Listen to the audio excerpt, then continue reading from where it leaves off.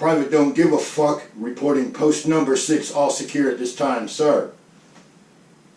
Yeah, that's right. Merry Christmas, everybody. And pull up a chair. Let me tell you about the first Christmas I spent away from home. And I'm gonna grab me a chair too while we're at it. All right, everybody, roll up your window. Keep your hands and feet inside the vehicle. Fasten your safety belt. We are about to jump into the Wayback Machine. All right, so 1978, Keflavik, Iceland, Marine Corps barracks duty, post number 6. My very first night. My very first Christmas away from home. And up there when we were standing barracks duty, we would do 6 hours on, 6 hours off, 6 hours on, 6 hours off, a day off, a day of training, and then back to the same old thing, unless it fell on a weekend. And my very first Christmas, I'm sitting out there on post number 6. There's actually an ammo dump. Pretty cool post, actually. Had these big, giant, like Quonset hut looking bunkers, but they were, you know, covered with sod and earth, and who knows how thick they were. I never went inside one. But they stored all our weapons, our food, you know, rations, ammo, high-powered recoilless rifles, all the good stuff that we needed to, in theory, defend the island against the Ruskies back then. And post number 6, it was a cool post. There was a guard shack there, and for like about 20 minutes out of every half hour, you were in the guard shack, and then you would jump in a truck, which was a really cool truck. It was a military Jeep truck. It was set on a, I don't remember what they're called, as a M something or other transport truck, but it's like a pickup truck set on a 1-ton chassis, full-time 4-wheel drive. You had like 2-wheel high, 2-wheel low, 4-wheel high, 4-wheel low, and neutral on the transfer case. That was it.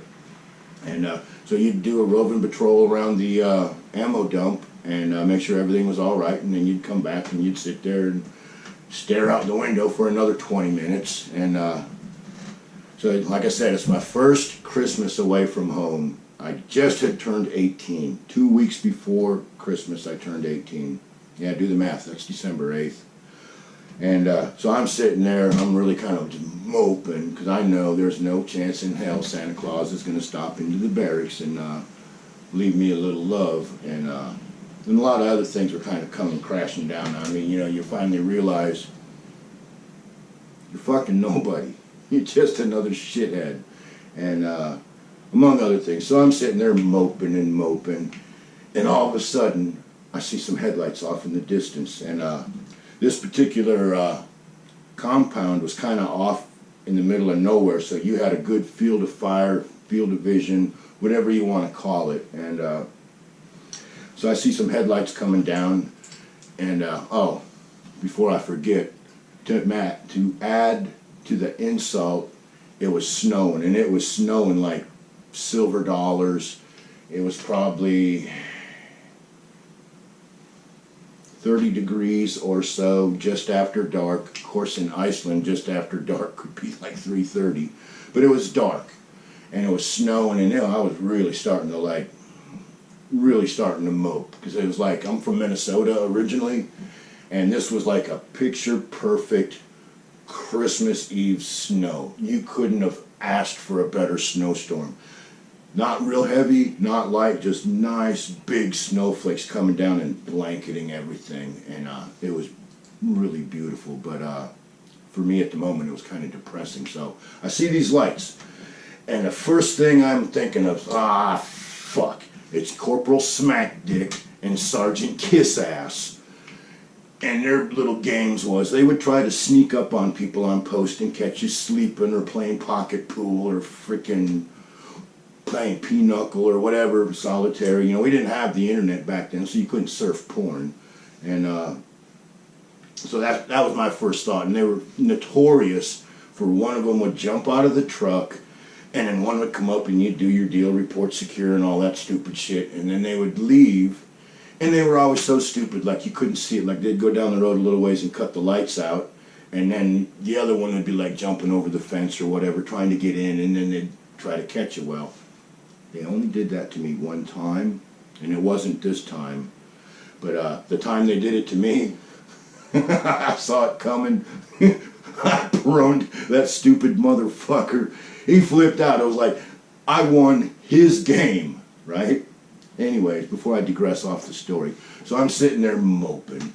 The headlights are coming down and they're getting a little closer, and then I see that it's a Mercedes Benz. And back then, all the taxi drivers drove Mercedes Benz. They got some kind of government kickback or whatever, and it was like they could buy a really nice car if they used it as a taxi, which when I first got up there, I thought that was actually pretty cool. You'd call for a taxi, and some local guy would pull up in a really nice fucking Mercedes Benz and take you where you needed to go. Pretty cool. Anyways, so this car comes up, and I'm like, oh man, what the fuck is this? And the car stops at the gate, and there's like a double set of lights, and with the snow coming and stuff, there was almost like a halo. And the door opens up, and the legend of the base commander's daughter immediately came true to me. Out of this Mercedes Benz comes this woman. Well, she was a girl actually, I don't know. She was probably anywhere from 17 to maybe 20, somewhere in that area. And she gets out, and of course this is in 1978, so she gets out and she's got her big muckluck boots on because we're in Iceland, and she's got her maxi coat on. So for those of you that don't know what that is, that's kind of like almost like a World War II German trench coat, but nice. And then she's got, of course, the period correct long scarf and knitted hat and whatnot. And I guess because she was warm when she got out of the car, there was like just like this halo around her. You know, it wasn't Santa Claus, but it was better. It was like an angel. I couldn't believe this, right? And she gets out. She comes over to the guard shack and introduces herself. Her name was whatever. I don't remember. It was in 1978. But she was the base commander's daughter. And she had a plate of cookies for me. She gives me the cookies and says, Merry Christmas. And there I am, you know, all buffed and stuffed, an 18-year-old young Marine, and I'm just all totally jacked trying to do my fucking duty and shit. And man, I almost fell apart right there on the spot. I mean, this girl, she was like the most beautiful thing I'd seen since I left home. And she's giving me a plate of cookies.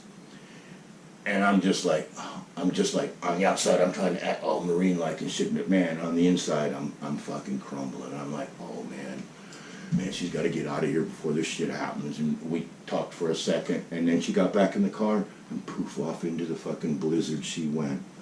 I couldn't fucking believe that. My very first Christmas away from home, I'm out there on a lonely-ass fucking post, snowing to beat the band, just totally being bummed out because I know Santa Claus ain't coming and all this other weird stuff that's going through my head. And all of a sudden, an angel pops out of a Mercedes Benz and gives me a plate of cookies. And that was in Keflavik, Iceland. That was my first Christmas away from home, 1978. Made it bearable.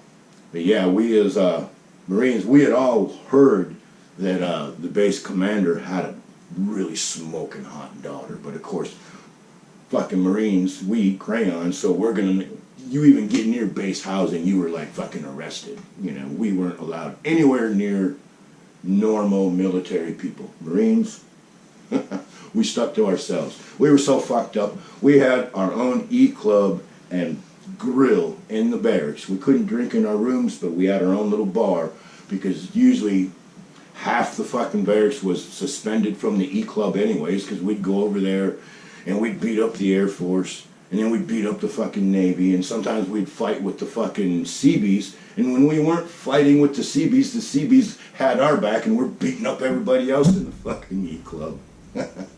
Good times, just like in the movies, but anyways, I want to wish everybody a very Merry Christmas. I hope you're where you want to be. And if you're where you need to be, I hope you can make the best of it. And whatever it is that you have to be doing at the moment, if you can't be with your family, I appreciate what you're doing. That being said, don't eat too much. Don't forget, wash your hands. And stay scared and tell your fucking governor to eat shit. Because, fuck him. Just fuck him. It's Christmas time. Ain't nobody, and I mean nobody, is going to keep me from my family. Yeah. So with that being said, Merry Christmas, everybody. Happy New Year. Happy whatever it is you celebrate this time of year. And if you don't celebrate anything this time of year, I hope you're around some good friends, your family, or whatever is good to you. With that being said, peace out. There ain't no shortcut to this because it's Christmas. We don't do things half-assed. Straight down the main line, no sidetracks. Merry Christmas.